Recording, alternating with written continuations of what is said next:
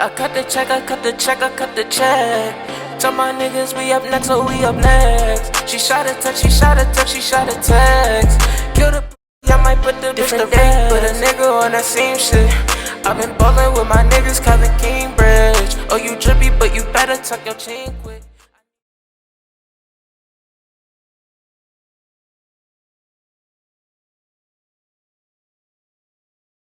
What's good, y'all, man? We back again with another video, man.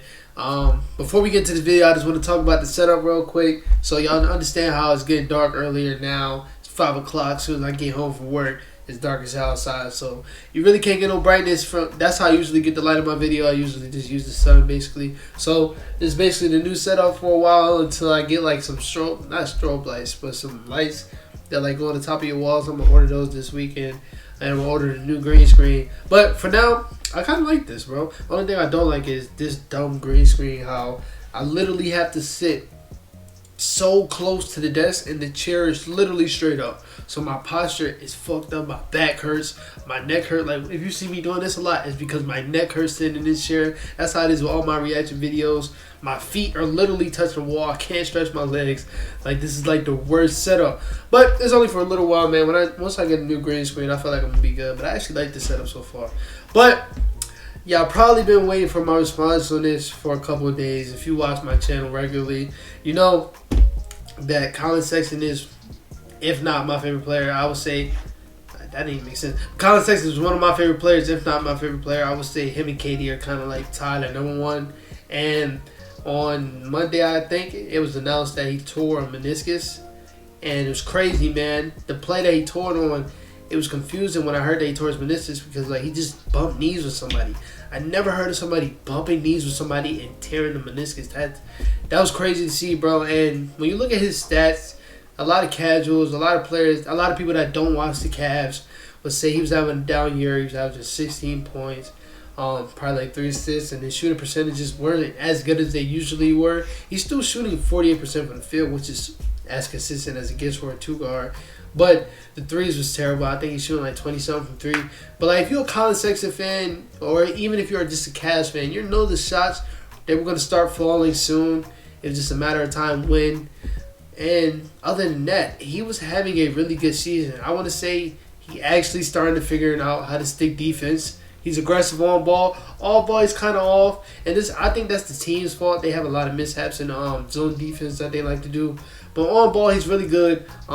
He's really attactive. He attacks. God dang, he attacks the passing lanes a lot. And I feel like he was kind of figuring it out this year. And for this injury to come, it was kind of sad. That, I ain't gonna lie, that messed my whole day up on Monday. I was sad, bro. Like, I really messed with. I've been watching Collin Sexton ever since high school. So when that happened, man, I was hurt, bro. I was hurt. And plus, it's his contract year, and you already know they weren't even trying to give him no money anyway. So I don't know what he's gonna look like going into this off season as far as his contract goes. It's a torn meniscus, though. I think it's injuries like that. You're all probably like 2 to 3 months. But how fast and how good we were starting off, man, that's a huge part taken away from us, and I don't know if we're going to be able to keep it aboard like we are now. I don't know. We're 7-4 now, top 5 in the East. I don't know, losing a big piece like that, I don't know if we're going to keep being one of the best teams in the East. But the reason why I wanted to bring this video is I wanted to talk to y'all about the things that need to step up with the loss of Collin Sexton. So the first thing that needs to step up is Ricky Rubio. Now, y'all seen Ricky Rubio had 37 points on Sunday against the Knicks, completely dominated them. Shot 8 from 3 at one point. And it was a really fun game to watch, I'm not going to lie. Collin went out, and I seen Ricky Rubio started the second half. I was kind of worried, but the way that Ricky Rubio was playing, I forgot all about Collin's injury. But he was going so crazy, man, and he's been doing that all year for us this whole year, man. You can see the improvement, how he's helping our guards improve, bro. I feel like he's helped out Darius Garland a lot with just his vision on the court and how to slow the game down, not play so fast. And that's what our guards like to do. They like to play fast. They're probably 2 of the fastest guards in the league. But I see with Ricky Rubio, he kind of slowed the game down, not only for our guards, but for the whole team. But with Collin Sexton being out, Darius Garland is going to have to score a lot more. And That's something that you're gonna have to ask from him right away. Darius Garland's been averaging 15.7 rebounds, 7 assists this year. But the thing with Darius, you don't really see him looking for his shot a lot. He'll look for a shot every once in a while, but most of his shots and most of his points are made off of just off ball movement. He's really good moving off ball. So he's going to have to be looking for a shot a lot more, and that's when Ricky Rubio is going to come in. He's going to be the primary playmaker for this team. I expect him to start. If not, I wouldn't mind if Isaac Okoro starts, but I'm expecting him to start with Darius Garland in that backcourt. And I feel like Ricky Rubio's role is going to have to increase even more, even though he's playing amazing for us. And it's kind of hard for us to ask him to increase even more than he's doing right now. But it's going to have to increase even more if he wants to help us make the play-in or make the playoffs. And I feel like he's going to be able to do that, bro. Like I said, with Darius Garland, he has to look for a shot a lot more. He is a very crafty ball handler. So I don't see why he doesn't look for his shot a lot like Collin Sexton. But I understand he is a true point guard. But he's also a point guard that can score at a high level. So if he scores at a high level, bro, and if he goes out there and look for a shot, I feel like we're not going to really be missing that much, bro. Not going to be missing that much because he's basically the same player as Collin Sexton. As far as like when they attack the paint, you gotta double him. You gotta double him. And then the only thing that separates Darius from Collin is most of the time, Collin's gotten better at this, but most of the time Collin will go up with that shot, even if it's 2 7-footers in front of him. Darius will look for the pass out of that. So what Darius needs to do while Collin is hurt is just look for his shot more. I love what I've been seeing from Darius as far as shooting wise. He's been shooting it tremendously the last few games. And he's one of the main reasons why we're on the 4-game or 5-game winning streak. So another thing that we're going to need while Collin Sexton is out is for Isaac Okoro to just kind of fill that role, man. One of the best things about Collin Sexton is he's a very good cutter. I want to say that's one of the main things he's improved this offseason. Not this offseason, this season is cutting and just playing off ball, being active off ball, running around the court. We're going to need Isaac Okoro to do that because I think when Lauri Markkanen comes back, when we're really healthy because we're missing Lauri, missing Isaac, even though he comes back tonight, missing Kevin Love. But when Lauri comes back, he's going to slide right back into that three-point spot unless he's having something wrong with his health. But he's going to slide right back into that small forward spot. And I feel like Isaac Okoro is going to play the 2.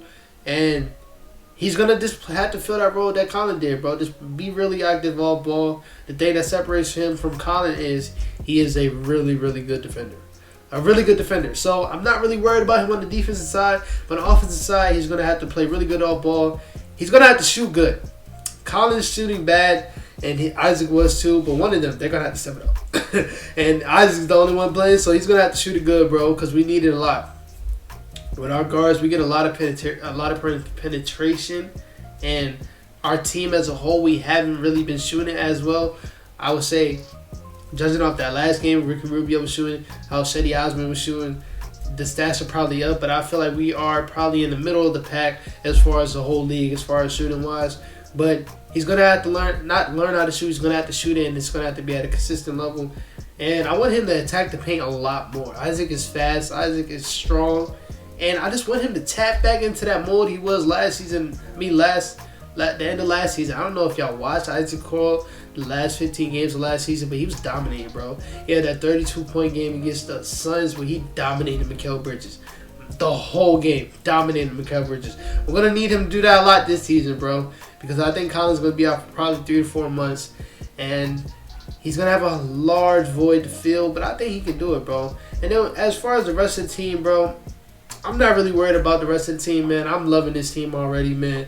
Evan Mobley and Jared Allen, they look perfect together. I'm not going to lie. I was going into the season I was thinking Jared Allen was going to have an off season kind of because he's going to have to play with Evan Mobley, and I was thinking that they were going to trade trade Jared Allen and just slide Evan Mobley to the 5 and then slide Lauri Markkanen to the 4. But the way those two look together, bro, they might be the front court of future. They just play off each other so well. And I love how JB Bickerstaff always keeps one of them on the floor because we need them. We need that rim protection badly. We need it badly. And as far as the rest of the team, Cedi Osman, he's shooting 50% from the 3.